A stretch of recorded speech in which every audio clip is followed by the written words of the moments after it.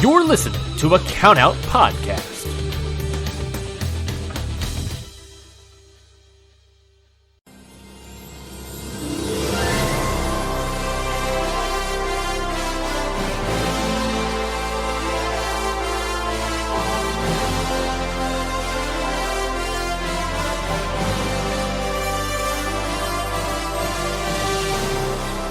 Hello, everybody, and welcome to The Ballad, the place where the conversation begins. I'm your host, Ryan Nancy. Today, we have sort of a quick turnaround, I guess you could say, for this episode. Mostly because, look, we're going to be discussing someone that Dave just put out. The ballad is officially out. Dave typically puts out at the end of the last, when he announces who's in the Hall of Fame and everything last year, he announces some of the new nominees, and that's kind of what we did all season, was talk about those new nominees. And I said all season as well that typically, if someone passes away, sadly, Dave will throw on someone onto the ballot for the first time ever. And we have two that are those first time evers, but today we're only discussing one of them that is a Canadian, or rather a Texan legend in Canada, the one and only Mr. Irresistible, Sweet Daddy Siki.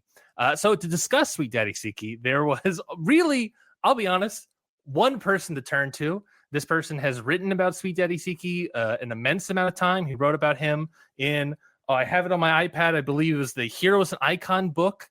I got the thumbs up.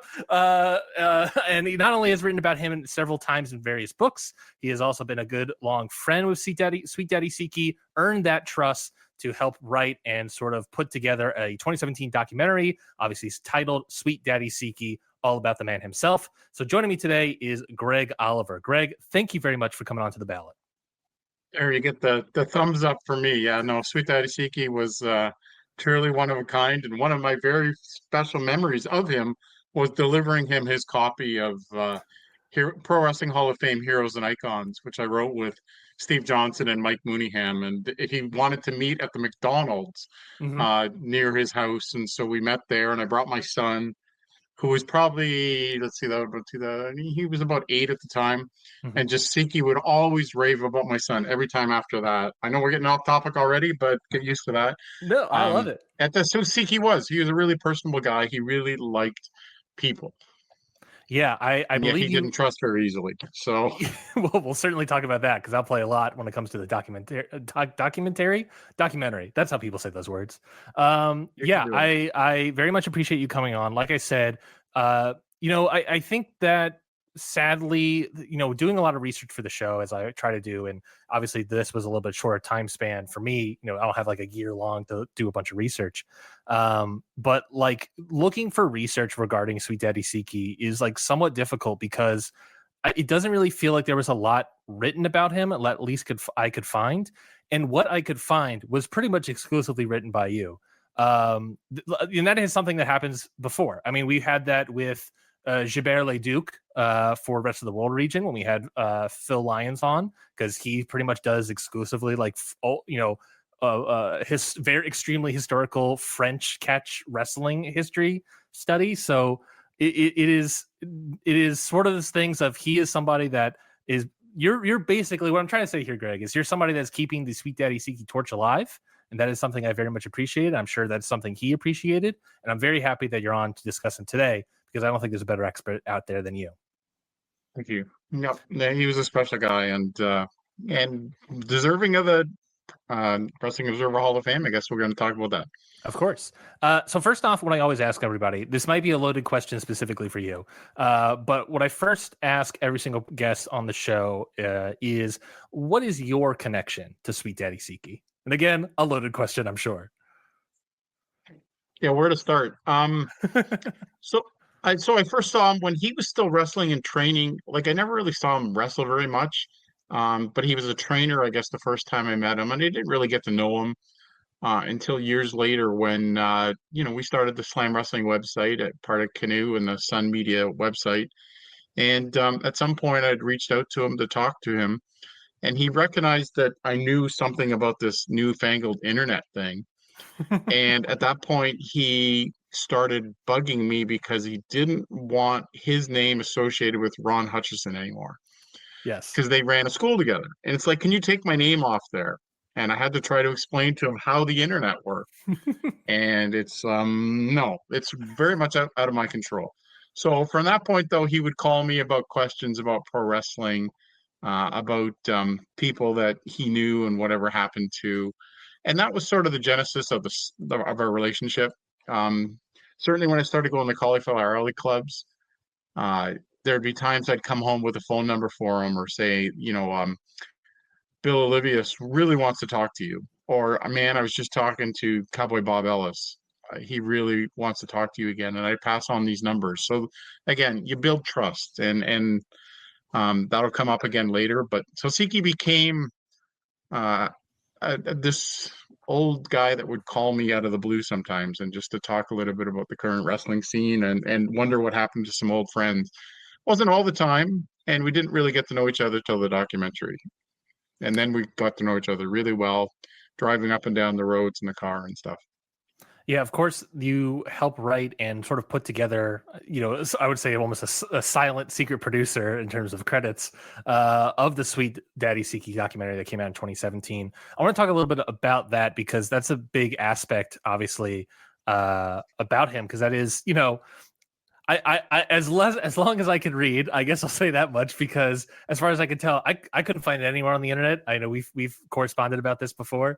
I've looked high and low, but I'm sure people have seen it out there. But I want to talk about a little bit of the documentary and how that came together. You mentioned a lot about building that trust with him. What was that jumping off point into, hey, do you want to do this thing? Do you want to tell your life story this way? What was that conversation like with him? Well, we built a trust. Like, he would come out to, we ran 6 Titans in Toronto dinners, which were like celebratory dinners for, Toronto area wrestlers, and he came out to a couple of them. Often there were conflicts with his karaoke, because he ran a karaoke in Toronto's East End, and so that was like his gig. So Yes. he didn't want to give up a Saturday night, but if we could have him out early on the Saturday afternoon at a wrestling show, he came out, and then he came out another time for like cocktail hour, and then went down to do karaoke. So that was sort of the beginning of it all. And through that process, I worked with the Megan boys, who are the guys who put together the Iron Sheik documentary, just called The Sheik. And they're the nephews, not exactly nephews, of course, but that's what they call themselves, of the Sheik. And so they're the ones that put together that documentary. And that got their feet in the door, and they got a little bit of a bug about wanting to do more of the documentaries just in general. And so Siki came up a couple of times. It kept bugging me. And finally I asked Siki, and that led to a dinner, a buffet dinner, and where we pitched the idea. And he basically said, as long as I was involved, he would trust the process, which is quite flattering to me, obviously, because I'd never really been too involved in film. I had done a little bit of appearances here and there on TV shows and things, but never actually been involved in a film. So it was really great to learn from the producer, Jeremy Schell, and the director, Harv Glazer, just to be able to sit with them. I was in almost every interview he did in the film, and it's still out there, but it's hard to get access to. And we've been sort of trying to bug the actual owners of the film that have the rights to it to put it out there available for fans again. So hopefully, when Siki's in this Wrestling Observer Hall of Fame, that's a good reason to re-release it. Is that the news hook we need to get it out there again? A 4K redux for the Hall of Famer. I don't know, but it was a fun process just to be a part of, because we had the actual launch up here in a Toronto theater, and then Keith Elliott Greenberg and I went across the street and started drinking, and went back to our house and kept drinking, and they missed his flight because we had a little bit too much Jack Daniels, and things like that. But I mean, that's a small element of it. It's everything we did along the way that, whether it's sitting with Siki in the car and asking him things that never ended up in the movie, or sitting there asking him about 1,000 questions, or writing up questions to ask Edge because I couldn't make that interview, or George Chuvalo, the boxer. But the ultimate part of the movie, which I wish he could have seen, was him singing with Charlie Pride. Yeah, And I saw you write up about that, I believe. African American characters, Mhm. sitting down together. And the funny thing is, it was actually a first director that worked on it, and he didn't really think it was that big a deal. But the producer insisted that they shoot them together, and we got a magical moment when they're singing together. And Siki had a really blown up picture of him and his son and Charlie Pride that he had in his house that he just, he treasured. He treasured Yeah. that moment. That doesn't mean he didn't meet a lot of celebrities along the way, because he'd met Etta James, he'd met Muhammad Ali, all these things, because we're jumping around a lot here, as I say I do. You're The good. black culture of the time, there were only so many places these guys could stay on the road. Yeah. So if he's on the road in Florida, chances are there's going to be other performers, band leaders, or guitarists or whatever. May not be the stars, but all these guys are in the same hotel, and so you'd get to know the other black performers out there in southern U.S. especially. So Siki had lots of those kind of stories, some of which ended up in the book, or sorry, not in the book, in the movie. Others just were think stories he told us about. He was a very guarded guy, didn't always want to tell all the dark secrets of his Sure. life, and pro wrestling, even just the idea of kayfabe, right? And telling that wrestling was worked, took a long time. And he was a lot like Bruno Sammartino that way, Yeah. which is another way I earned his trust. But just in the idea that Bruno, he knew that he could talk about the business openly, but never went out of his way to do so. Yeah. And that was what Siki was like too. He knew it was okay to talk about the business, but he didn't really want to get into, this promoter screwed me, or this happened here, or, I was part of Buddy Rogers' posse, and, I knew I was safe with him, with Mhm. promoters, all those kind of things. Siki would talk about it a little bit, but you'd have to sort of prod him to get a little bit more, I for imagine, sure. especially at the beginning of the documentary, there was a little bit of that tough, like telling the truth of in kayfabe and getting it out of him. And then I hope to imagine that as the documentary went along, he was able to be a little more open about stuff. Yeah, and there was also the case too, like you'd bring in a couple other people to talk about him, and he recognized that the documentary was about more than just the deep underbelly of pro wrestling, right? We had Yeah. people talking about race and how Toronto was a particularly more open city, which is he settled here because he married a white woman. Yeah. So whereas he didn't have that possibilities down in the southern U.S., and there were other black athletes, whether they were from the Toronto Argos Canadian Football League team, or whether they were Bernice Carnegie is heavily involved with the Herb Carnegie. He was one of the first successful high-end black hockey players. So he always fought racism. Never played in the NHL, but that kind of idea that he was always fighting for those opportunities. And CK may not have been at the forefront out there waving the placards and going to government stuff, but in his own way, he broke down barriers for sure, and became a a very colorful part of the Toronto landscape. Yeah, I think that's obviously so important. I think that's a good segue to talking about a little bit of his history. Obviously, born in Texas, but and learned how to wrestle and had some difficulties, getting a license just because of the South and who he was and all these sort of things. But eventually was able to start wrestling back in the early '60s, I believe, is when he started. Maybe late '50s, but early '60s. And then eventually found his way, moved up to Toronto, and basically stayed there ever since, up until his death late last year. Singing his hearts out, like he said, every week at in the karaoke bars and whatnot. He obviously wrestled in other places. I believe he had a stint in the WWF up in New York. He worked. Not Mid South, was it? I think it was just Memphis, perhaps in the Yep, yeah, 80s. that was his last big run, was Memphis with Lawler. Yeah. Yeah, so he obviously worked everywhere else in the states at large, but obviously found his home foundation in Toronto. Did he ever talk about what was his attraction to Toronto? Was it just sort of that like sort of racially safety net that an open city like Toronto had, or was there something else just about the city that he fell in love with? A little bit of everything.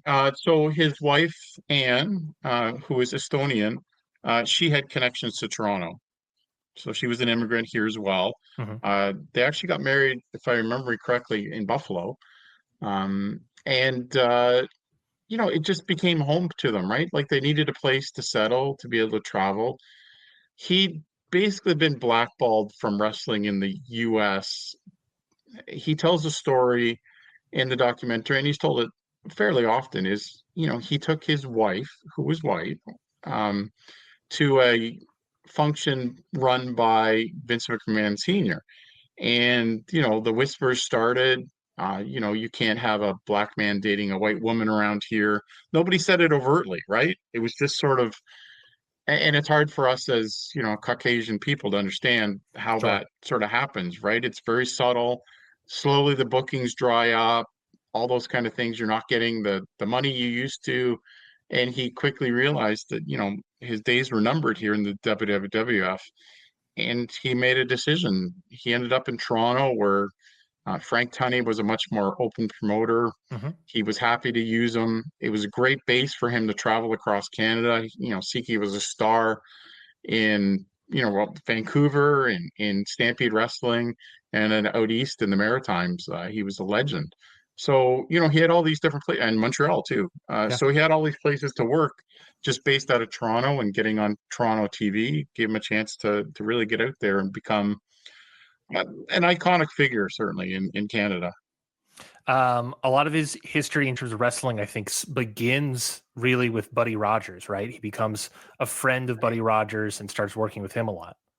His success starts there, but I mean, he came home from the Korean War, Yep. where he served the US, but he didn't actually see any action. He was actually on the boat as the armistice was signed. Hmm. So he was there, and he ended up spending about a year in Korea, I think he said, just helping keep the peace. And so it wasn't, active duty in that sense. There wasn't any war going on, but he certainly served. And he came home, and so that meant later that he was able to be a part of the Canadian Legion, and hang out with other people who served. Yeah, So that was an aspect of him that doesn't get talked about a lot. I was looking through. I sorry to interrupt, but I was looking through newspaper. I was in newspaper.com. I think it's just what it is, and looking Yep. up just archives of the Toronto Star. And I think there was, if I recall correctly, I didn't save it, but I There was an recall. article absolutely about, yeah, he was initially banned from the Legion because he Yeah. wasn't you know, Canadian served or whatever. And they're a lot looser now about who's in the Legion than they were then. But you're right. You're remembering that correctly. That was a Toronto Star story. And again, it was partly because of Sweet Daddy Siki. I mean, he kept the blonde hair his entire life. Hmm. So he always stood out. People always remembered him. Why wouldn't you want a guy like this coming into the Legion? And perhaps he might bring his karaoke equipment. I don't know. A sweet bonus that we might get is we might have some fun karaoke nights with Sweet Daddy Siki. Yeah. I'm sure that'd Absolutely, be yeah, fun. and he loved doing that. He loved entertaining. I got to do karaoke with him a couple of times, Hmm. including once there were some Japanese super fans that came by my house. We had a meal and just chilled, and then we went down to see Sweet Daddy Siki in like January weather or whatever it was. It was crazy cold up here in Toronto, and the one guy actually kept my wife's letter jacket from university, and we never got it back. So it's just funny little stories that come up, and I hadn't even thought about that till we started talking. Well, hopefully, I guess. Or I was going to say, hopefully, you track that down, but I have to imagine that's lost in the wind at this point.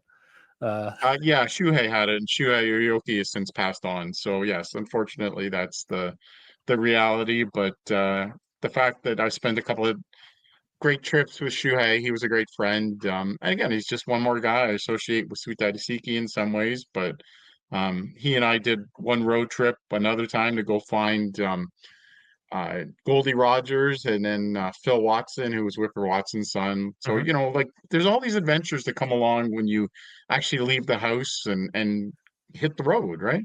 Well, Greg, sadly, I'm a wrestling podcaster, so I don't go outside that often. So, anyways, there was the two little pivot points that I'm not exactly sure which road to take. Obviously, we want to talk about his career. We started off, that's where the success really begins with Buddy Rogers. But the But hair is hang on, also sorry, such an important aspect that we we, should discuss. we probably got to jump back because so he actually went to Sandor Zabo's gym.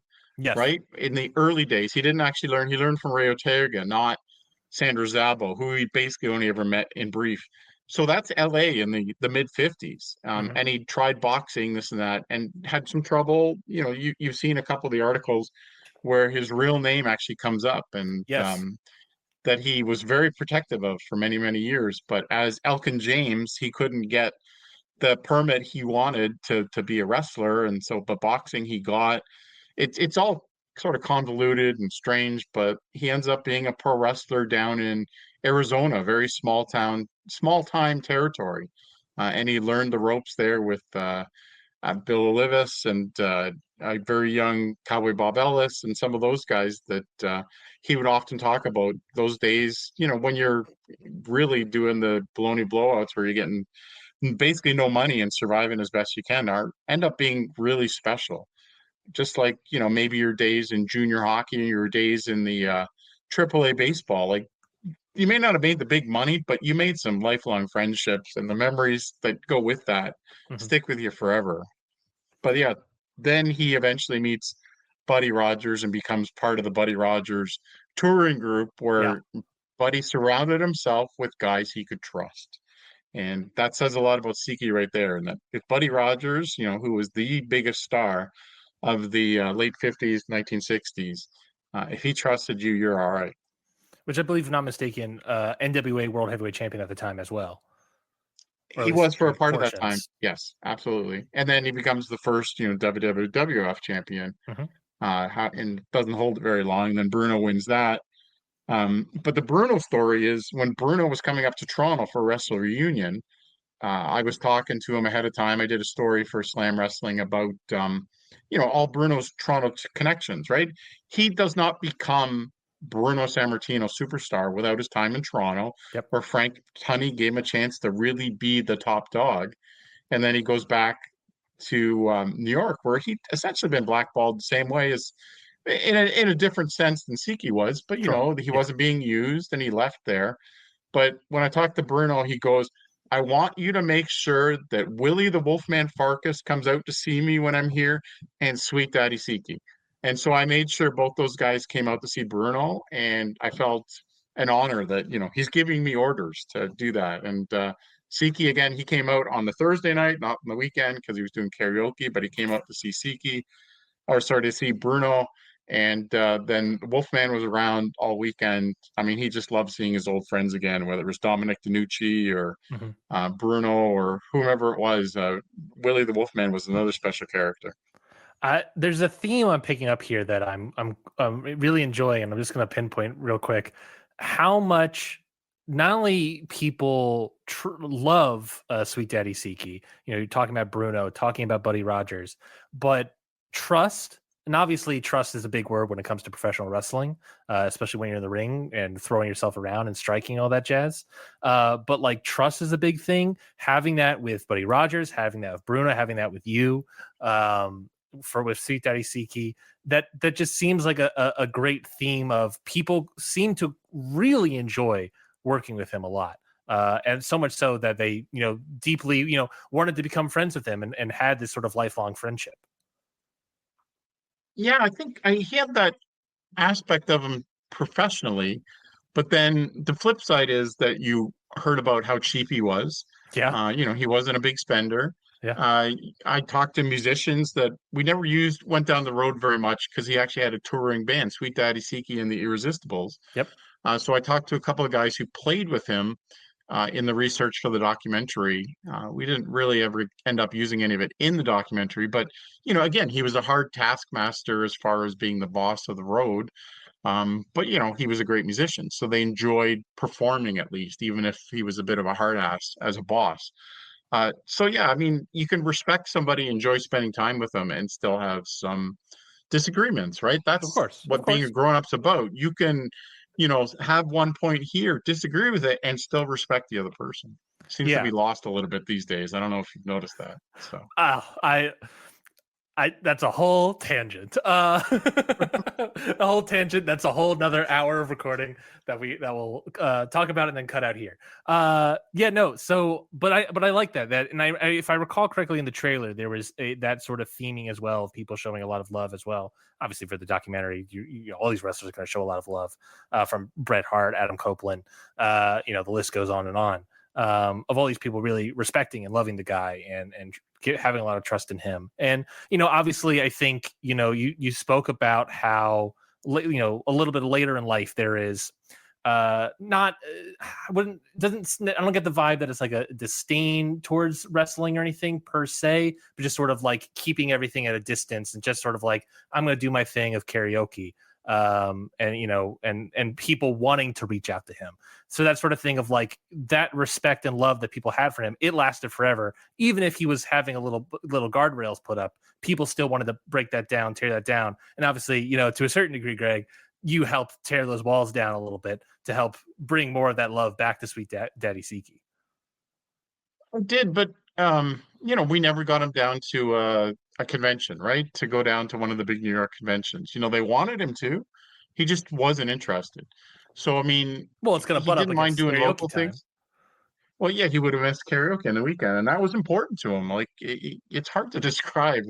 And the Duke Tavern where he used to perform, where I went down a couple of times, it's not exactly uh, the Taj Mahal. It's a bit of rough kind of place, and then a few stories of fights and stuff that happened there. But I mean, he just loved it, and they celebrated him. The documentary has sort of like a birthday party for him, where they made him a cake at the Duke. So yeah, it's just who he was, right? He was just so memorable as a person, and he still had that slow sort of Texas drawl a Yep. little bit when he talked, and he just, yeah, he's one of those personalities I'll never forget, and I hope wrestling fans are buying into this in the sense that he was a much bigger star than I think a lot of people recognize. He was the top star or one of the top guys wherever he was wrestling. It's just we tend to prioritize success based on the big territories, which is Yeah. very unfair because being on top, let's say in Stampede or Memphis or Arizona, right? Wherever you may be, you can be the top dog and make a lot of money in a smaller territory and be happy. Mm-hmm. And so you never got that big run in the AWA or the NWA. It's like, and it didn't really matter at the time, right? It was more about what you did for your life. The thing about Siki is he didn't have his kids with Anne until they were settled in Toronto too.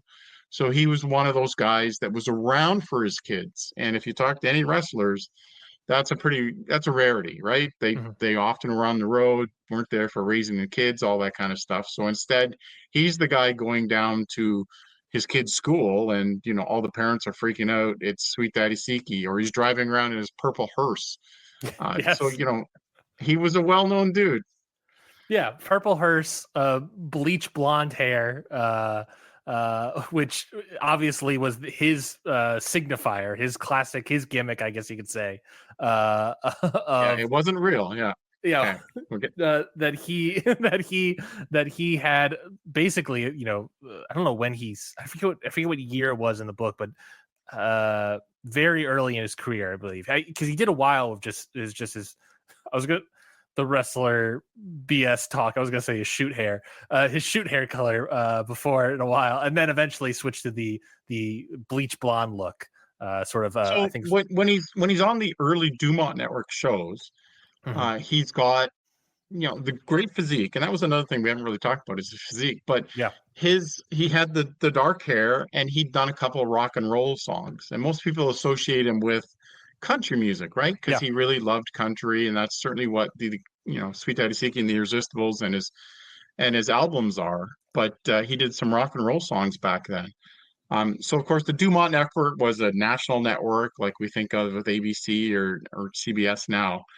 It was a huge deal. Wrestling was an easy thing for those early stations to broadcast, right? It was a 1 or 2 camera shot. And there's some great footage we got because a lot of that Dumont wrestling footage exists and it's owned by a company in Chicago. So we have some great old footage of that. And then, yeah, eventually he just, sees the Etta James kind of idea and decides to do that when he's in New York. And that changes everything for him. He becomes that much more memorable. He becomes Mr. Irresistible.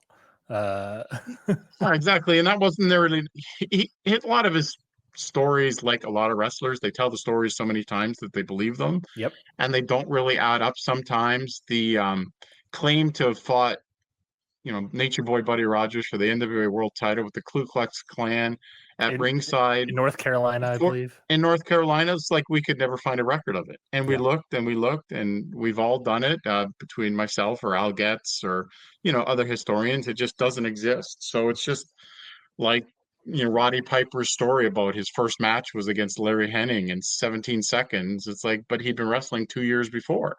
Mm-hmm. So they make their own stories up, which is pro wrestling to a T, right? If you don't put yourself over, if you don't believe in yourself, you're never going to succeed. So Siki, in his own way, had created these stories or amalgamated a bunch of different memories, and there's certainly no question that he had run-ins with very racist people. That he overcame it and he persevered through it all. It was a big part of the respect I think he had from certainly myself, but I think even his peers, right? I'm sure he must have been in a dressing room telling some of those stories. Yeah. Right. Seeing lynchings and things like that it's very hard for us to understand today. But he persevered and kept going, and a lot of kudos to him, respect to the man himself. So there's a lot more to talk about in terms of his career that I feel like we haven't really got to, but I do want to keep everything moving. But I want to talk about obviously he starts in the 60s, moving up or starts in the 50s, moves up to Toronto in the 60s.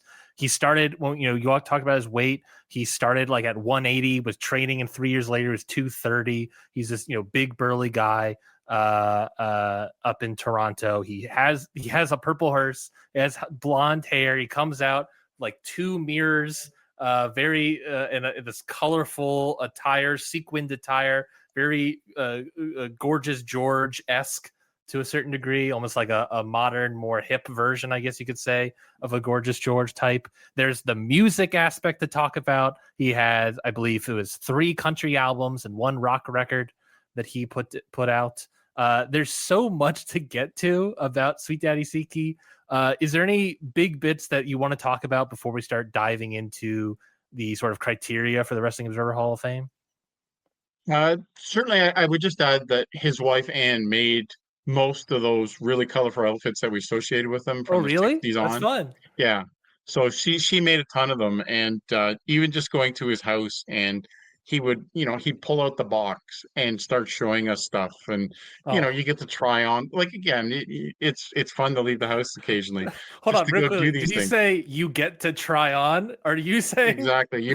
You put on his glasses, or you have the atomizer, or the mirror, and all these kind of things. Yeah, it's that picture has to exist somewhere, Greg. I'm so sorry. That picture has to exist. I'd have to look up some of the because I there was a photographer there for the documentary, and I've seen some of those things. But it's the same. Like, how's it any different than when Handsome Johnny Barend, who was another one of the Buddy Rogers guys, when he died, his widow Annie found these title belts up in her attic, and one of them turned out to be the original WWF World Championship, the one that Buddy Rogers had that first little while till they made the new belt for Bruno. And so, my son and I went down to help broker the deal where she sold it. And of course, there's pictures of me and my son with this original title belt. Why wouldn't there be, right? So you got to take the pictures. Exactly. But I mean, wrestling's provided me so many great moments. And Siki was a big part of that. And I'm glad to have got to know him. But now we got to make the case why he belongs, besides the fact that Greg Oliver thought the world of him. Yes, we have to basically, through you, convince the rest of, well, I'm not going to say the world, I'll be humble here, our listening audience, to consider, at the very least, Sweet Daddy Siki. He's in the Wrestling Observer Newsletter Hall of Fame candidacy, I guess, for the first time ever. on the ballot. He's in the historical U.S. and Canada region. We'll talk more about that region later. So the first time really we're discussing it on this show, just because not many people get popped up on there, sadly, unless they pass away. But the criteria is a very important aspect to this. There's 3 criteria. Let me see. Do I have it directly in front of me? Let me move this over here. Basically, that is the criteria for the Hall of Fame is a combination of drawing power, being a great in-ring performer, or excelling one's field in pro wrestling, as well as having historical significance in positive manner. A candidate should either have something to offer in all 3 categories or be someone so outstanding in 1 or 2 of those categories that they deserve inclusion. There's all other stuff regarding longevity should be a prime consideration, unless someone is so significant as a trendsetter or historical figure in the business or valuable that they need to be included. So there's a lot of other little bits and bobs there, but we'll sort of break it down into the sort of big 3 main categories. And that's number 1 first, that I like to look at is being a great in-ring performer.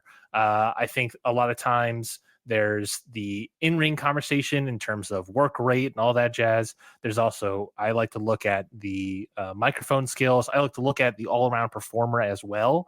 And I think there's not necessarily no bigger performer, but this guy, Sweet Daddy Siki, seemed to have been so charismatic in the ring and such a performer in there that that's, to me, where he really excelled, was that bringing that charisma to the ring and bringing that charisma to life as the extension into his everyday with a purple hearse and the blonde hair. So what did you think of Sweet Daddy Siki as an in-ring performer? The idea is you're talking the people into the arena, right? To come see you. Mm-hmm. And he could do that. And in the end, does it matter whether he could do 1,000 flippity flops? No, because he didn't do it. That wasn't the style at the time. He didn't have to do it. What he had to do was piss off the audience if he's the heel. Yep. Or on the rare occasions where he spent so much time there that the people loved him, then he had to keep them loving him and really, putting the heat on his opponent, right? And coming out probably as the victor in the end. There weren't a lot of those times. He really was a heel most of the time. Yeah. But it becomes that homesteading idea, right? Where you've been around so long that, especially out east, he became a little bit of an iconic figure. Out east in the Maritimes in Canada, he became this figure that they all idolized. So from that perspective, he could always keep it moving, entertain. He seemed to wrestle with a wide variety of people. It's not like he just had to have a certain kind of person he worked with. And that's probably important, because you can't just discount that he was one of Buddy Rogers' guys, because that would be a little bit like saying, you're only working with the guys that you trusted, that, Sure. It's this really close society. They only wrestled each other, which wasn't the case. It was more about they would travel, and Rogers would then have 4 or 5 guys on those same cards that they would travel together. And Siki was one of them for a time. There's Billy Darnell. There's a whole bunch of different guys that we already mentioned, Johnny Barend. So there's those kind of guys that traveled with him. So and longevity. So you don't wrestle from the mid 50s until 1988 unless you're pretty good at your craft. Now, part of that includes teaching other people. He was a teacher, and some of his students, the best known are Edge and Christian. Was he in the ring rolling around with them? No, that was Ron Hutchison. But did he offer a lot of advice? Heck yeah. And there's a few other guys along the way that he had a hand in helping. And we need to mention that it was Johnny Powers who first teamed with Sweet Daddy Siki to run a wrestling school. And then Powers dropped out, and that's how Ron Hutchison got involved. And they're all good guys. But yeah, maybe not everybody's going to be cut out to stay in business like that. And so Powers dropped out, and eventually Ron and Siki had their falling out, which Ron has never fully understood. But they never did patch it up. Even at the Edge big festival they did in Toronto, I can't remember what year that was, but when they brought out Edge's mom and all these people from his past, was that it was an like a episode big tribute. Was that an episode of SmackDown? Because I saw there was an episode Yeah, of it was, SmackDown. and it wasn't just on SmackDown. Like, they did a lot of stuff that wasn't aired. Yeah. I want to And say that yeah, so was, I want to say Siki and 2011. I want to say that's 2011. Not about sure. right because it was his retirement, right? The first retirement. Yeah. And here he is still wrestling. Adam's quite the remarkable dude too. Yeah. But Go yeah, ahead. so longevity counts a lot there too, and that people trusted him to teach them. So I think he hits all those boxes in that sense.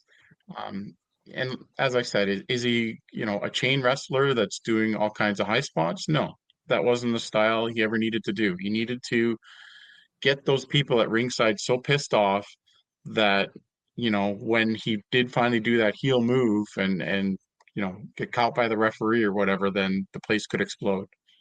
Yeah, I think I was watching one of his matches. There's a couple of matches. There's a handful of footage of him out there on YouTube at the very least, with Sweet Daddy Siki wrestling, various wrestlers. I think there was one I saw with, I believe it was the Stomper, that the Stomper was working more heel, but like that homesteading idea that you're talking about, Sweet Daddy Siki, was getting the cheers. Stomper, I believe, attacked before the bell or whatever it was. And then Sweet Daddy Siki, even in his wrestling style, still basically like working heel, kind of like chokes and doing one thing. But he was loved by the fans. He was sort of the anti-hero sort of little thing there, where it's like he's the heel, he is the bad guy, but look, he is Mr. Irresistible. At a certain point, we're going to cheer for this guy. We're going to show our love and admiration for him. That level of love that sort of perseveres throughout his career, that we sort of spoke about earlier.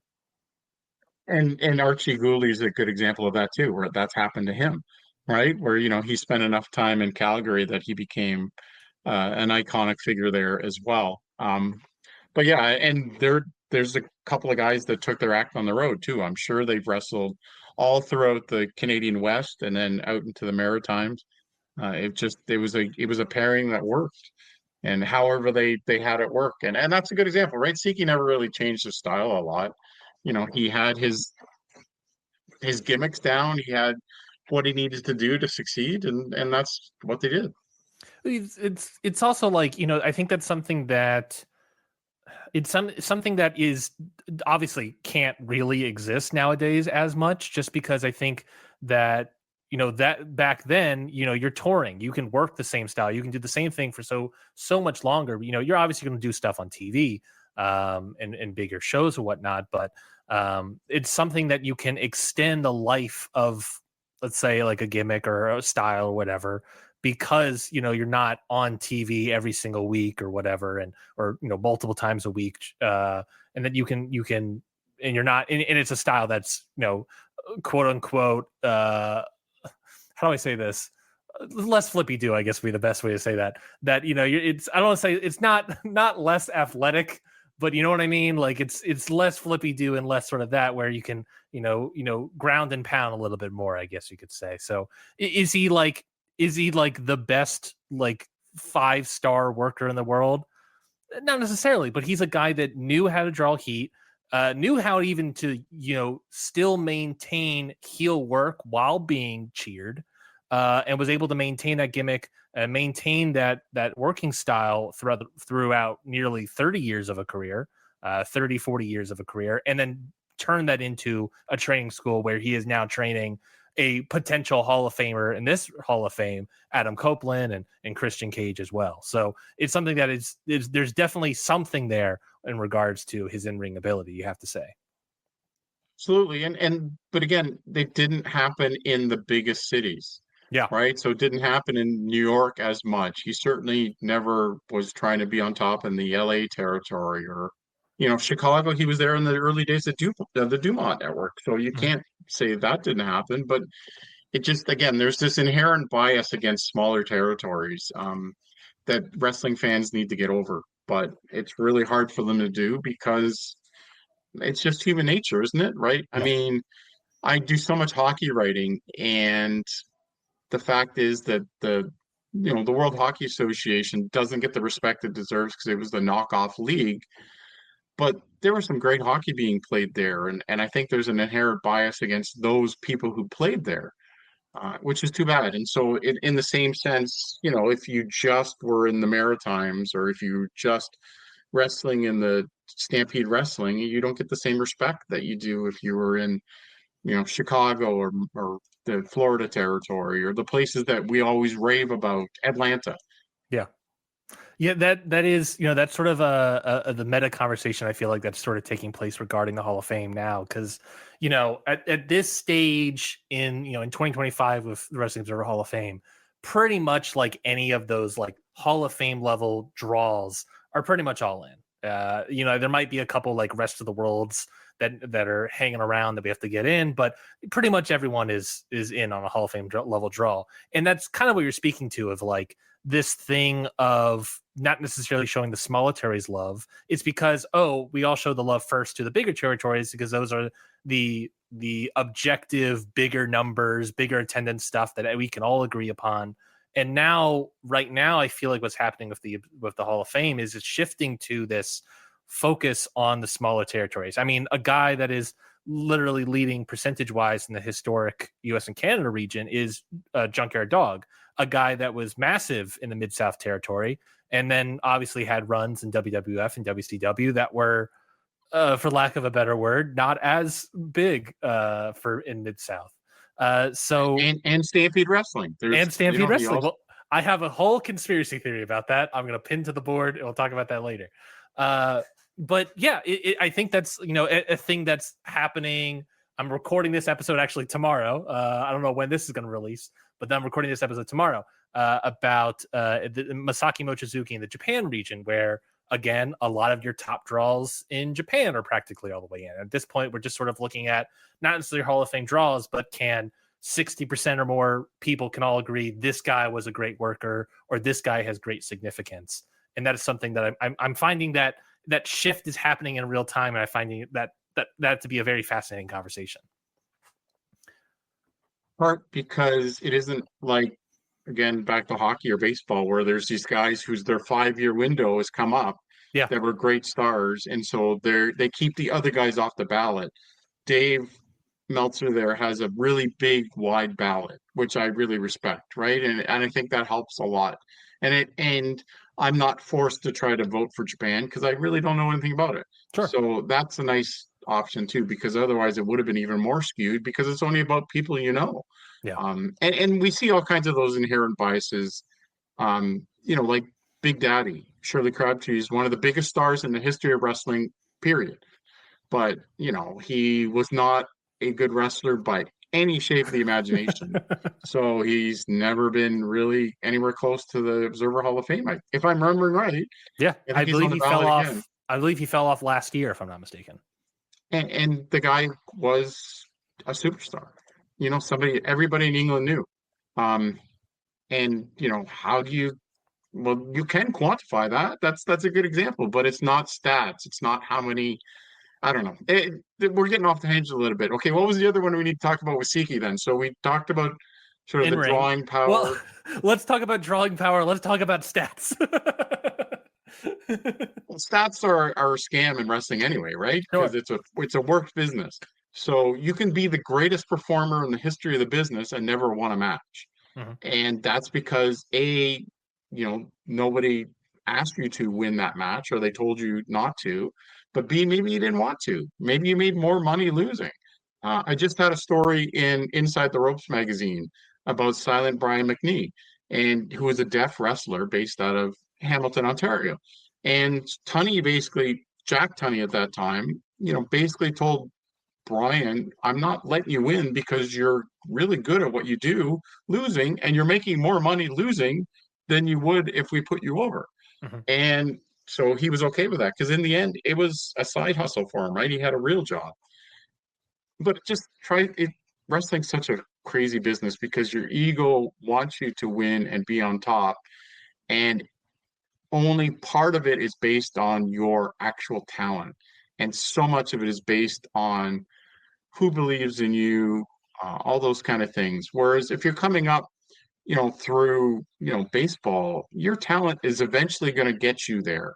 Now, you may have a falling out with a general manager along the way, and he trades you to a stinky team or something, but that gives you your chance to go. And how's that any different than, Siki hits the road and doesn't really find success that's lasting until he ends up, wherever it is, Yep. right? You've got to go out there and improve your craft. If you stay in one place, it's really tough. If you wrestle the same people again and again, it's really tough. And we see that on the indie scenes today, right? There's guys that have been in the same place forever that haven't really, I don't know, whatever. They didn't have that spark. They didn't have that need to travel. And I think that holds a lot of guys back. Well, to talk about drawing power, to bring up stats and bring all these sort of things. Obviously, I did a bunch of research. Just for look, Greg, we have some listeners that are big old number heads, big old number nerds, as I like to call them. So we got to bring up the stats a little bit. Sweet Daddy Siki, is somebody that did wrestle in many different places, main evented, semi-main evented the Maple Leaf Gardens several times. As far as I can tell, not always sellouts, but at the very least, wrestled them. Certainly, I think might have done a sellout or something close against the Sheik, or at least it was maybe at least 10,000, I believe, against the Sheik. I forget where is in my notes. I don't see it, but either way, but a guy that, as far as I can tell, if you want to talk numbers, in the 60s, wrestling Madison and Maple Leaf Gardens, I'm seeing attendance anywhere between 4,000 to 9,000. I saw he was semi-main event at a show in 1964 with attendance of 9,000 against Bulldog Brower, where I don't know if you know this story. I saw the story looking at the newspaper articles. It was a story where the newspaper said that if Siki lost, he promised to dye his hair back to the original color. And the thing that confused me even more so, Greg, about this article was that the newspaper reported that Siki's hair was currently pink. Not blonde, pink. Have you ever heard that? Yeah, well, it's sort of like the way, I mean, even if you saw it up close, it wasn't always, later it became old man hair, but Sure. certainly I think it's just a little bit of the dye or whatever he used at the time. Yeah, no, it's not unusual to think it's sort of pink. But the thing about the Toronto guys, when you're reading those articles, Yeah. is they were often on the payroll of Frank Tunney. This was my thought the entire time reading these articles was exactly what you referenced earlier, and just the wrestling business in general is how many of these numbers are accurate. Do we just throw out all numbers, or do we, or is there a consistency in the inaccuracy, if that makes sense? Or is the writers themselves just somebody, it's on the payroll that's in the back office or whatever under a pseudonym, maybe, of just, that's not, that, I don't know anything. That's me saying, is that something that is just like, they're speaking highly, or they have writers that are saying all these sort of things? What is the truth? And that is something, obviously, in wrestling, especially back then in the 60s and 70s, that's just an insane difficulty to read into. Yeah, and again, your average fan, and I was one of them at some point, when you're doing those initial researches, back when I had to go through the actual, Yeah. microfilm machines, you didn't understand those connections, right? And how things work. And that, Tunney would show up with bottles of liquor for all the guys in the Toronto Star sports department every year. Like, he knew how to butter these guys up to make sure they got coverage. And having talked to a few of these guys over the years, it's just part of the game, right? Yeah. They knew that wrestling was a work sport, but they could also have a little more creativity, I guess, in some of their writing. And so you can see that in some of those articles, and some of those guys were legitimate sports writers. Maybe they were just young and they got a chance to go to do those. But Toronto was one of the rare places where there was consistent wrestling writing in the newspaper. Whereas a lot of other places, it'd be like, every couple of years they do a feature about all the crazy fans that go to wrestling or something like that. It's not the same at all as they did with that. Yeah, he obviously has a little bit of time. there was sometimes a very colorful language. It always did feel like in those newspaper articles that it got colorful at times. That I was like, yeah, I feel like this writer's having a lot of fun writing whatever they're writing right now. But yeah, they have solid, 5, 6, 7,000 in the 60s. The numbers obviously grow in the 70s if you want to look at that. With with the Sheik on top. I saw one that I believe was a sellout of 16,000. Siki semi-main evented against Danucci, and I was like, 16,000. I wonder what the main event was. I was like, it's the Sheik versus Andre the Giant. All right, that makes sense. That probably makes sense. It probably didn't matter. No offense to Siki, it probably didn't matter who was the semi-main event on that show. But yeah, I mean, there's I think there's definitely something there in regards of like a guy that worked the territory all over the place, was seemingly a draw. Obviously, I would say probably the Sheik was probably a bigger draw, certainly in the 70s. Because that's a little bit after, kind of not after, but mid period to weaning after for Siki a little bit. So I this want to say is it as an excuse in a way, though. But I mean, if the Sheik is booking those shows, yeah, which he was from the early 70s, what was he, 74? I think he started to I a I little think bit so. later than that. I mean, he's the one to blame for those low attendance figures that you may cite. And it's not any different than, whoever was booking in Memphis at the time or whatnot. Like, I mean, it's easy to blame those guys. Sure. And that's why you can't just rely on numbers because you don't know anything else, right? It's like, oh, it was an afternoon show instead of an evening show, and you didn't necessarily know that. Or there was a big snowstorm, or there was the Leafs were on the Stanley Cup playoffs that night on the road, so most people stayed home to watch that. Like, so there's so many extenuating circumstances with all these things that I think it's not even fair just to look at drawing power. Like Sure. it's simplistic to just do the numbers. What would you then, if you wanted to sort of make a case, if you think there is a case in terms of drawing power of Sweet Daddy Siki, what would you sort of define as that case? That he got booked for 35 years. Pretty Like, pretty solid, pretty isn't solid. that all that matters in pro wrestling, that you keep working? And none of those were shows he booked. Hmm. Or sorry, I don't know a lot about his booking. I don't think he ever did any, but he certainly never spent any of his money on it. Yeah. He knew that there was no point wasting money on pro wrestling. I think the only booking that he may have done was his training schools. I saw some articles where they had like, I Yes. don't think it was benefit shows, but certainly had like free admission shows for all the trainees. There were Yeah, some they that were like at were, fairs and stuff like that. Yeah. So Edge and Christian both debuted at like the Orangeville Fair or something. Yeah. I think there was like some that were like food themed that you had to like bring Okay, food or so something. Noodle Mania. Newt, thank you. That, I'm glad you brought up Noodle Mania. well, I was at Noodle Mania. Oh, So perfect. that was well, they found a sponsor, like it was Lipton Soup or whatever it was, and it ran the same weekend as WrestleMania in Toronto, and it was just a free setup. Come down, see the matches, not too far from Skydome, and yeah. So I mean, I went down to Noodle Mania. I have some pictures of it. I wish I had a better camera back then, right? But I never really got the idea. I could do the point and click, but I could never use the actual f-stops and all that kind of stuff. And I Sure. regret I never learned. So that's the one food theme thing. That was Ron Hutchison that did most of that, I believe. Okay, that makes sense. Well, then let's talk about a little bit of that historical significance because I do think that is probably one of the stronger aspects of his case. There's sort of longevity, and of course, when it comes to that, there is the training of the school, training of two at very least, obviously trained a lot of different wrestlers, but obviously two extremely famous wrestlers. One that is, as I said earlier, someone that is on this current Hall of Fame that has been on for like 17 years for various reasons. There's a lot to him, and I think number one with a bullet is just being a popular George-esque black wrestler in the 60s in Toronto, which obviously was a bigger more inclusive city, but being that sort of figure very early on in wrestling history in the 60s, I think is sort of there's pioneer elements, I guess is what I'm saying when it comes to Siki.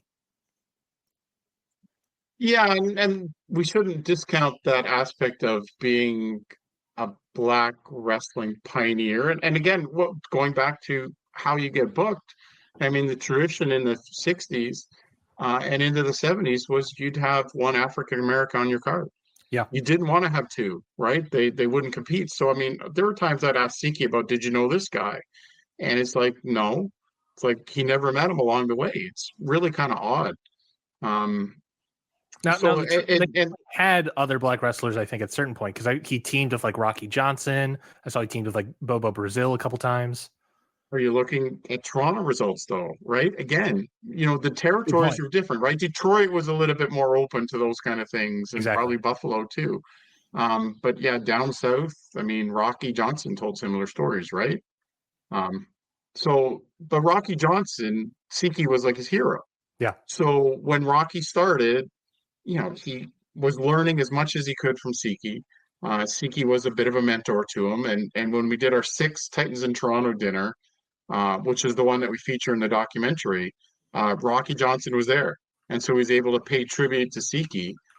The ultimate tribute, though, is if you look at The Rock, Dwayne Johnson, in his early matches, he has cutout boots that were exactly like Sweet Daddy Siki used to wear. Yes. So, I mean, he took those from his dad, who took them from Sweet Daddy Siki. And by cutout, we mean that there was a gap at the back where there was like a higher strap, and you saw part of these amazing calves that he had. And so, obviously, both Rocky and Dwayne had pretty good bodies too over the years. We'll give them credit where credit's due. I saw, I was doing one research. There was like one person that talked about the Rock connection with Sweet Daddy Siki, and they theorized, and I think this is a deep, like, not conspiracy theory thought, but a deep, like, maybe pull. Do you remember when The Rock was on SNL and he did, I think it was one of the more recent times he hosted, and he did the sort of promo shoot sketch? Do you recall this sketch at all? But sounds like something you do, yeah. It was a very funny sketch, but in the sketch, The Rock's character, and who knows if he had any hand in the costuming, but the person that I read the article about, or the person that wrote it, theorized that The Rock in that sketch had bleached blonde hair, and the person theorized that that was supposed to be a Sweet Daddy Siki reference, and I was like, maybe, maybe that extension goes even further into The Rock showing some love for So Siki. when Tiger Ali Singh, so Mm-hmm. Tiger Jeet Singh's son, debuted in, was this 1997, early 1997 or late 1996? It was like late 1996. Sure. Dwayne was starting out at the same time. And so they did a big press conference up in Toronto for Tiger Ali Singh. And in attendance was Bret Hart, George Chuvalo, the boxer, and Sweet Daddy Siki. And The Rock was there too. Mm-hmm. So that's Dwayne's first ever wrestling interview was with me, and just talking about his, connections, right? And so Siki was in the room there. So again, just going back, I have a lot of history with all these guys. So I love it. it's kind of fun to be able to keep up with somebody for so many years and learn those kind of things along the way that, hey, I did his first interview, and it's still available on slamwrestling.net, though I'm not actually working there anymore. Gotta get the plug in.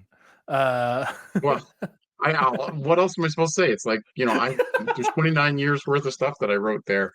I may have some left under bad circumstances, but the fact is that I know I did a lot of great work there and have so many great memories. And even things like writing about the Charlie Pride, calling Sweet Daddy when Charlie Pride died and writing the story that I did for the site, and about the memories that we shared. I wasn't actually there when they did it because it was Yeah. down in Windsor, and our producer, Jeremy Shell, was the one that connected them.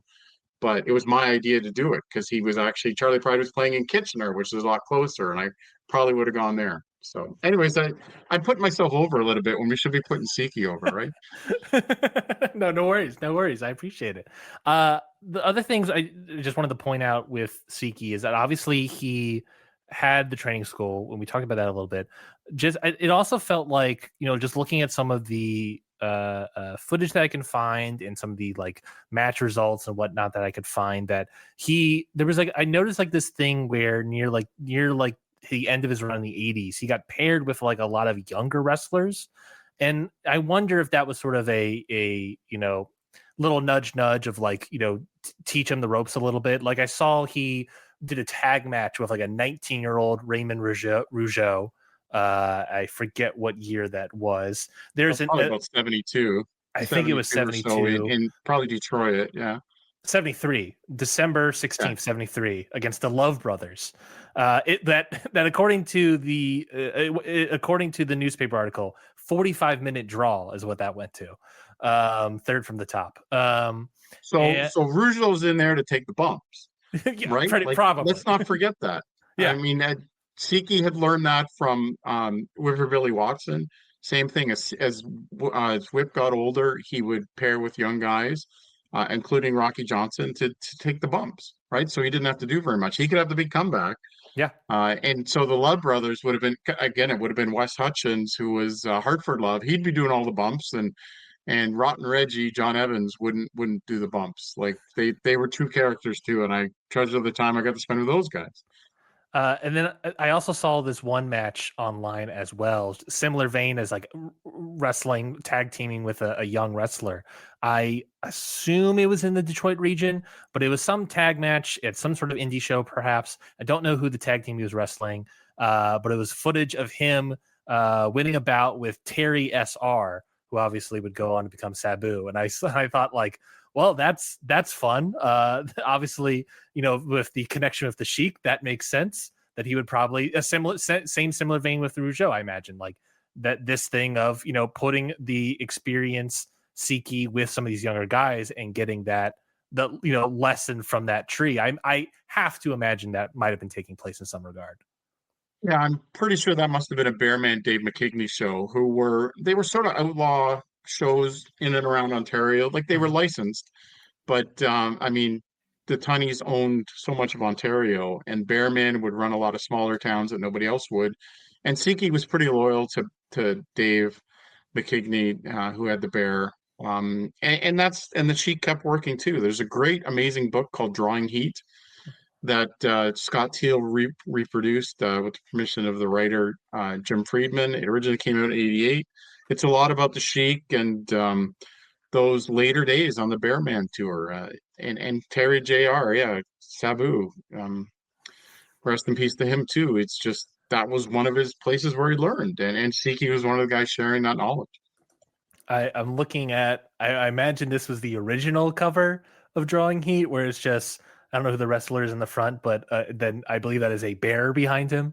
Uh, Well, there's the red cover is the original, which has a whole bunch of like sort of clippings and stuff, and then the bear, that's Dave McKigney with the bear behind it, which is a Roger Baker photo. And I helped, like I wrote the coda for that, where Wonderful. it talks about everything that happened to the guys afterwards, including the crash that killed the bear man and Pat Kelly and Adrian Adonis. And I talked to Siki for that because he was supposed to be on that tour and had a premonition that something bad was going to happen, Oh boy. and he didn't go on the road. Oh boy. Well, I Yeah. guess I guess a good thing then. Well, So, so go get your copy of plus Drawing Heat from Crowbar Press. Yeah. I guess also again premonition, but also karaoke on the weekends. I guess to speak to that, there's also the aspect of he's dueling careers in wrestling and country music. He obviously did also put out a rock record as well. I couldn't find necessarily like any data on how those records sold, but putting out several, maybe that speaks to an audience, but it certainly speaks to the love of music that Siki had, and that was obviously ever present up until, I have to imagine, up until the moment of his death, every week doing karaoke shows. He got a little bit sick and had some issues with memory and Yeah. being able to get around. So yeah, he wasn't out there doing as many shows as the last couple of years. And COVID really, I mean, it took a lot of Yeah. everybody, but certainly the aspect of somebody who was out there in front of the public all the time and then having that taken away, it really destroyed him. I mean, there's no other real way to put it. I never saw him again. I mean, I talked to him, but once COVID came along, he just became a bit of a recluse, and it's too bad, but that's the reality, and nothing we can really do about it. Um, yeah, yeah, I'm getting a little sad modeling when you start talking like that, but it's true. And his one son, Reg's been a good friend and kept me in the loop. Um, Certainly called me, and I was the one that got the news out there when he passed. Um, Yeah, so they had talked about doing a tribute to him, but I don't think they have. Anyway, so is he in the Hall of Fame yet? Have we talked enough about that yet to get him in the Hall of Fame? Here, Did we miss any of those components? I think we got a good amount. I was going to do a transition a little bit. If you want to, I can play one of his songs that he recorded. Sure. Yep. I don't know. I didn't do the research to see how much of his country music you might know. Was much of his country music that he performed, was that mostly covers, like, standards that he performed, or did he write music as well? He wrote a little bit, but mostly they're covers, right? He just Mhm. loved country music and he knew his audience. Again, back to the wrestling thing, right? Same thing. If you're playing these small towns and traveling around, you want to play what they want to hear, right? You're going to go in there. You might play a couple that you maybe wrote, but generally you're going to want to play stuff that they're going to enjoy and come back for again the next time.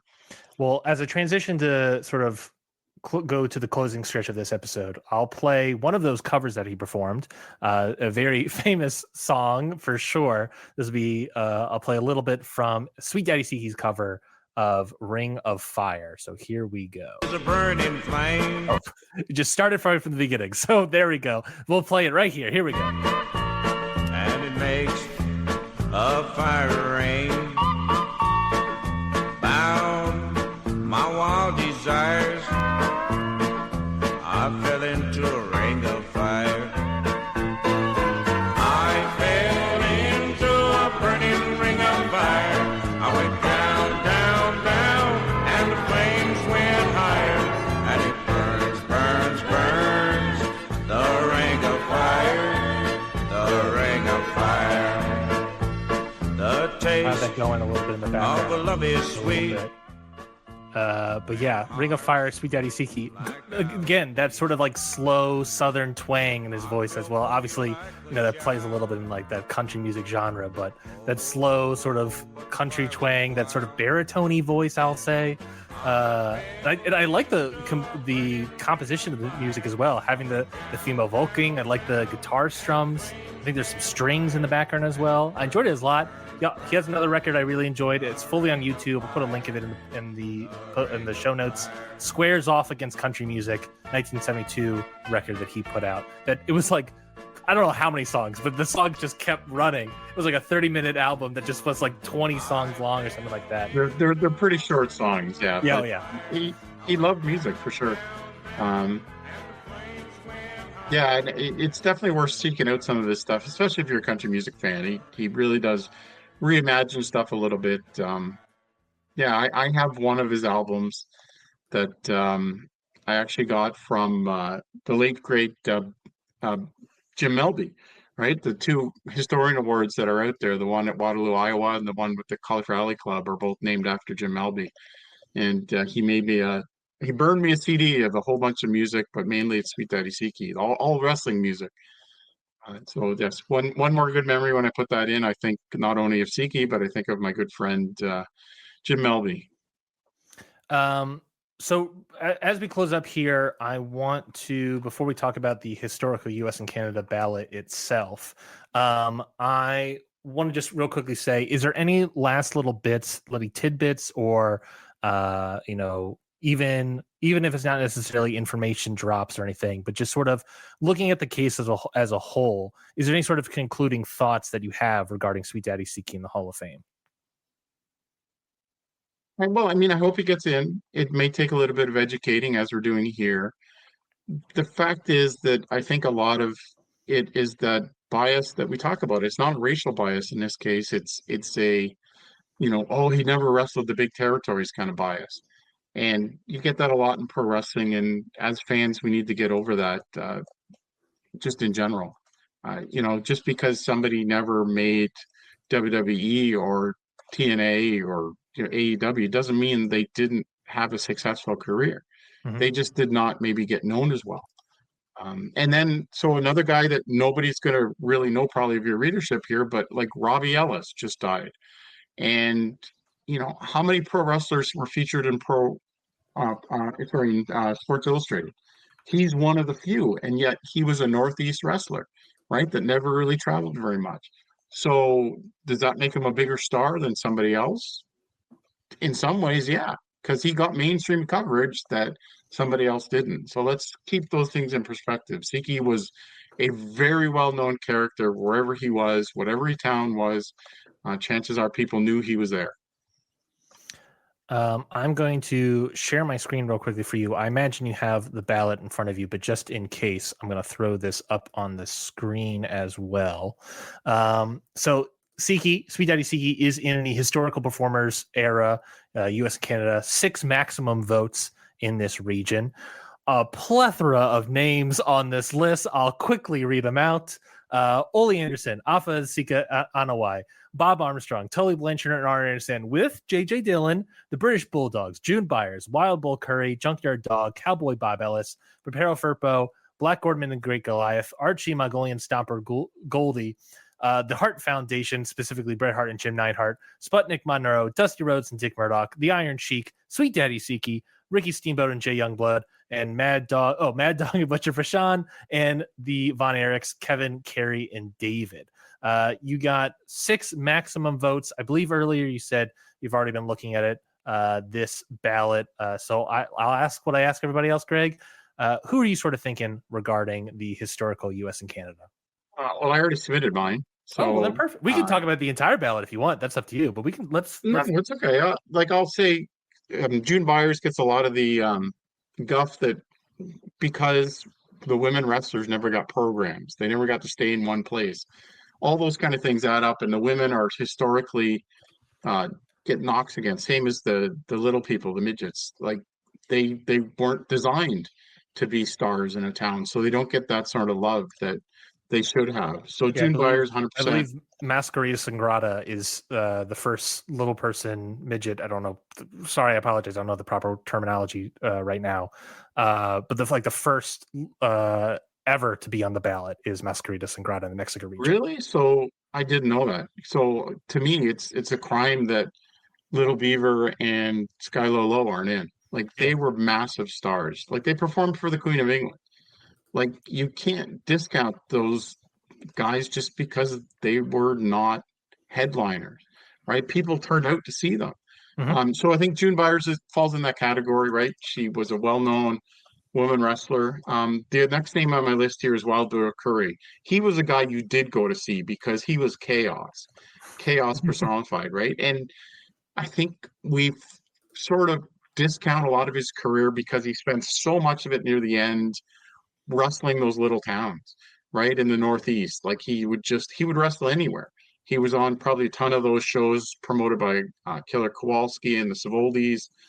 It's almost like it was like he held on too long, and you forget how great he was. But at the top of the game, I don't think there was a more wild, crazy wrestler to go watch. And people still talk about him to this day when they're not talking about some of the other names on the list in the same way. Cowboy Bob Ellis is a guy I got to know a little bit through Siki, in the sense that I got to do interviews with Cowboy Bob Ellis that nobody else did. A lot of it's in the Pro Wrestling Hall of Fame Heroes and Icons. Mm-hmm. And so I feel really privileged to do that. But having done all the work, looking into him, he was the main event just about everywhere in his career. Obviously not at the beginning, but you grow into those roles. And Indianapolis is not as big a territory as, say New York, but you know what? He was a huge star there. And that ties into the whole idea of Jim Barnett running Indianapolis. And later Jim Barnett moves to Australia and he brings in all these guys that he used to have there. So drawing power, like it's partly under the control of the promoter, right? Yeah. Who's using you and where. The next one's Sputnik. And Sputnik, I have a soft spot, partly because I actually connected one of his kids he'd never been in touch with him. Oh, wow. And they got to meet before he died. So there's that little bit of personal connection there with Sputnik. But we talked about the Robbie Ellis example at Sports Illustrated. Who else is featured in the Rock and Soul Museum in Memphis? It's Sputnik Monroe, because he exceeded what pro wrestling was. He became a cultural figure. He became really important in the history of Memphis and helping to desegregate all those arenas and movie theaters and all those kind of things. To me, on that basis alone, he deserves consideration. But the fact is, he was an amazing character wherever he wrestled.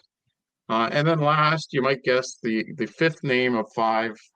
You'll probably know him as Mr. Irresistible, Sweet Daddy Siki. Shocked. I'm he was a shocked. genius. Truly shocked. Yeah, I know exactly. We just talked about him for an hour and 15 minutes. So yeah, I know you're going to be shocked.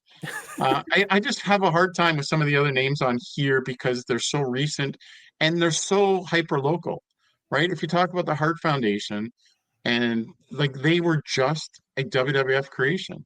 They Yeah. never really wrestled anywhere else. Yeah, there was a little bit maybe in Stampede. At least the Bulldogs did Stampede. They did lots in Japan, but the Hart Foundation are just WWF. And it's going to come off as more Bret Hart bias or something, but I don't think that's the case here. And some of the other names are just easy to discount as tag teams. As great as they may have been, they were also one territory. Steamboat and Youngblood, same thing. Mhm. The Von Erich, same thing. Mhm. Rhodes and Murdoch, amazing stories. I still feel so fortunate that Dusty told me so many Dick Murdoch stories, which is in the Pro Wrestling Hall of Fame, the tag teams. But yeah, same thing. They're just not quite on the same element that they traveled as much. Yeah, is it a bias? No, not really. I try to do educated, you know, choices in these cases, right? Of course. Butcher and Mad Dog were headliners in a couple of places, but I don't know. They were there partly by convenience, in that Butcher happened to come in and wanted to see his brother, so they would hang out for a while, and then they'd part again. And Butcher loved to travel. He traveled way more around the world than Mad Dog did, and Mad Dog was a bigger star. You said you had your full ballot out. You don't have to give it out. I'm just going to ask. I'm curious and wondering if you want to give your full ballot. You don't have to go full in detail, but if you want to give your full ballot, I would love to hear it. I only did three in the modern Okay. performers. I did Edge, Adam Copeland, and not just because I known him forever. I think he deserves it at this point, but it's also one of those guys who's maybe hung around a little bit too long. Is he done in AEW? I don't know. I don't watch enough these days at all. So I'm not really the right guy to ask.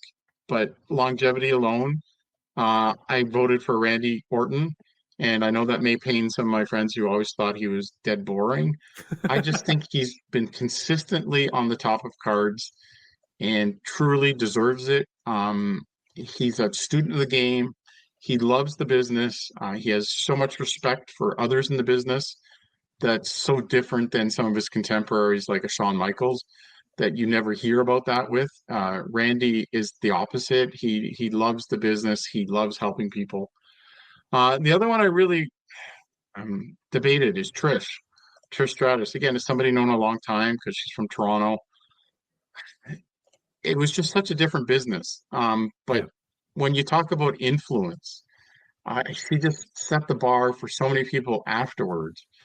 And it's a little bit like we haven't talked a lot about basketball. I've thrown out a lot of sports stuff because I write a lot about sports. But Vince Carter's effect on basketball in Canada is truly quantifiable by the fact that, guys like SGA and all these, are stars today because they saw him in 2000 with the Raptors, right? So there's this carryover that goes through the years. And there's a ton of that with Trish and Lita, right? That the people who are wrestling today, those two were their role models. It was, of course, how they were booked, both good and bad, right? There's a lot of ridiculous sexualization at the time. Of course. That's truly embarrassing to go back to see that now. But they really set the bar for what women's wrestling could be on a national scale.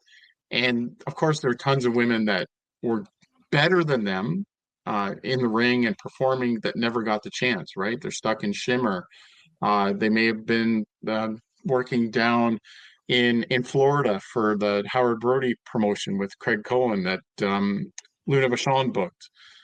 That's another documentary for another day. Yes. Is the Luna Vachon documentary I worked on. But so yeah, there's all those different aspects, and that's my little plug for Trish. Did you vote in any other region? Oh, go ahead. The non-wrestlers is the only one I ever did. Okay. Jim Johnston. I don't think there's anybody who's meant more to music in the ring than he did. And wrestling music became so much bigger because of him, Yeah. right? And it gave a chance for other guys, like Jimmy Hart had always done stuff, but the Jimmy Hart stuff was a little bit more comical or whatever, right? Jim Johnston sat down and tried to really come up with who that character was and make that music fit them and fit their entrance so that people popped when, Stone Cold came out. So I think he deserves it and probably won't get the consideration he deserves. Reggie Parks was a sweetheart. I was at the Cauliflower Alley Club with him when that year he died. Like he went home and had COVID and died. He never had a COVID shot. So you feel really bad. He became a friend through the years, to the point that I actually sent a couple of my Slam Wrestling writers to his house to see how he made belts. And his standard of making belts raised it for everybody else. So maybe back to the Trish Stratus idea. Somebody sets the bar and everybody else gets to emulate. And when you then have your Dave Millikins and all those guys that follow in Reggie Parks's footsteps, I think he left a bigger impact than a lot of people realize. And I think there's so many more belt marks today that hopefully they're out there, campaigning for Reggie. And the last one was the guy I already talked about, Jim Melby, historian. But more importantly, he was a guy who shared, right? You didn't always get that a ton.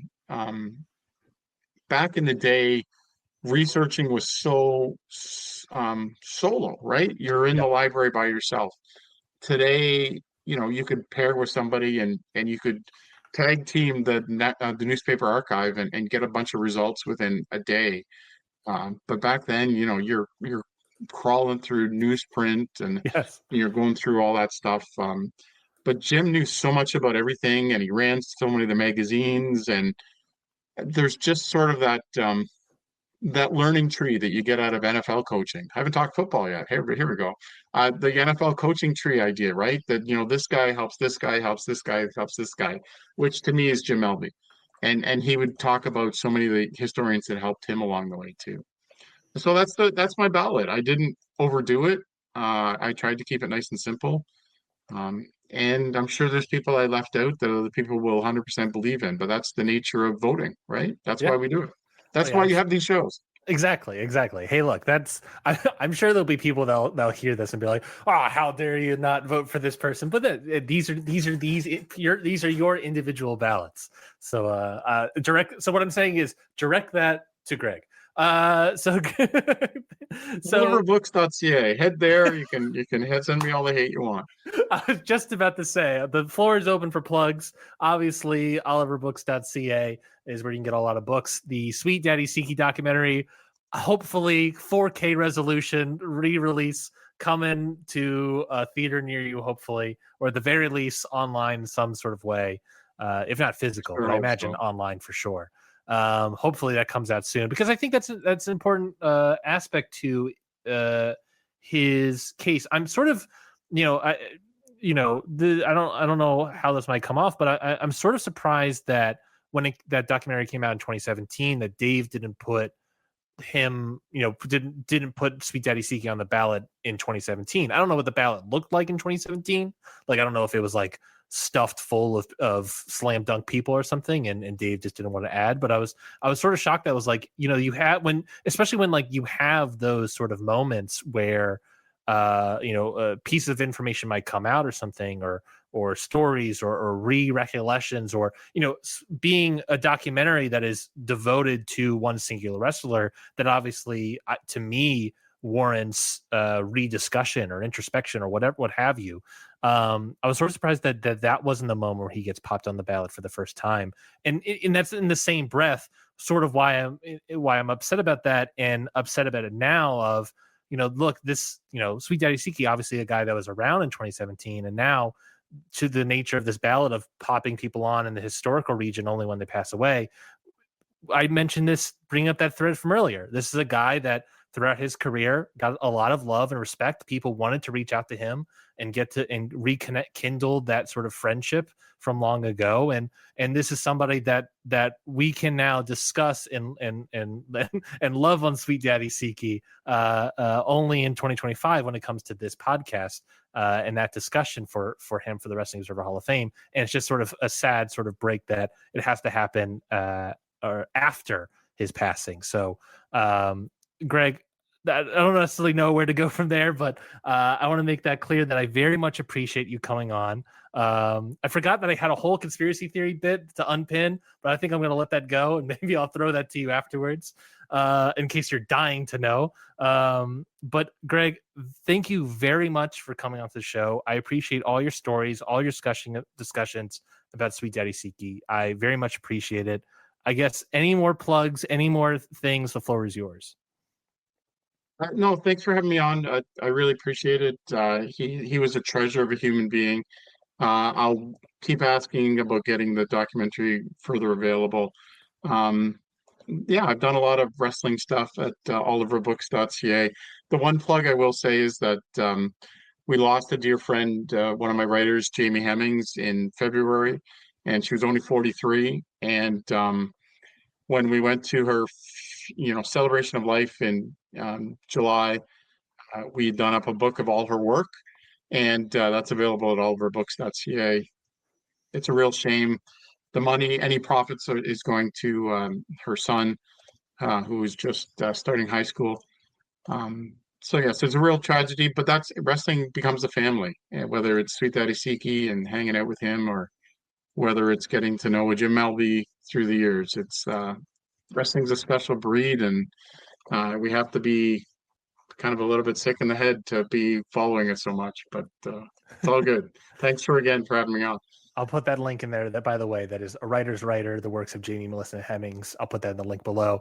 Greg, thank you so much for coming on, and thank you everybody for listening to this episode. I was going to say this month's episode of The Ballot. There will be another episode, or there already has been another episode regarding Masaki Mochizuki. And if I can swing it, I hope to try to have one regarding Bill Mercer as well before the ballots are due in November. So until, I guess, next time I speak to you, everyone have a good day, and we'll talk to you later. Hey, have you guys heard of the new show on the Count-Out Network, the Ichiban Sweetcast? It's the brand new New Japan Pro Wrestling podcast starring the International Wrestling Grand Prix. That's me, your good friend Curtis Spears. And me, your bad friend Rafe Hewson. And we're here to talk about everything New Japan Pro Wrestling, reacting to everything, getting worked up, getting very happy, sometimes crying. Kind of like something else we used to do, right? Oh, yeah. That was the old Okada Shorts podcast, right? Ah, that's right. And if you love that show, you're going to love this show because it's exactly the same show. Yeah, we just had to change the name. Yeah, we did. But you can check it everywhere on a social media handle that we haven't made yet. Yeah, we're really new to this. So what you can do is search on your favorite podcast catcher of choice. Look for the Ichiban Sweetcast. Sweetcast, Ichiban. This has been a Count Out Podcast.